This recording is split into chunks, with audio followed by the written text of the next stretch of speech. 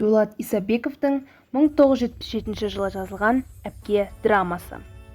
Бұл туынды драма болғандықтан, кейіпкерлердің сөйлеген сөздері мен іс-қимылдары интонация мен сезімге толы болып табылады. Басты кейіпкер Қамажай, алдынан шыққан қиыншылықтарды көтере білген, бауырларына қамқор жан туралы айтылады. Драмада Қамажайдың өмірге құштар жан екенін байқаймыз. Ата-анасынан жаста айырылған ол, өз өмірін тек бауырларына арнаймын деп, жеке өмірі жайлы ойлауды қояды.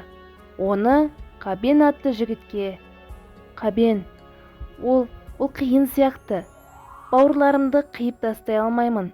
Олар әлі мен үшін бала, өздігінен өмір сүретіне күмәнім бар» деп, ұсынысына кері жауап қайтарғанын білеміз.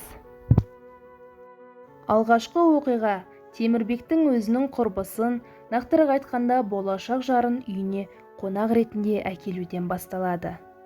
Сол кезде Нәзиләнің бір ауыз сөзінен үйде ұрыс шығып, Гаухардың ренжіп кетуімен аяқталады. Жалпы шығармада Қамажай өте сыпайы, мейірімді адам, жан-жақтан келген қыспақтардан соңында ауруға шалдығады. Қабденнің Қамажайға жасаған ұсынысы тосыннан болғандықтан, ол ойланбай жауап береді. Бірақ жүрегінде үлкен сезімді жасыра алмайды. Камила өзінің баласын алдырып тастағандықтан, Қамажай оны шапалақпен тартып жібереді. Оған ашуланған Темірбек үйінен кетіп қалады. Қамажайдың шарасыздығы сонша келіннен кешірім, бірақ соңынан Темірбек бұл ісіне өкініп, кешірім сұрап келеді.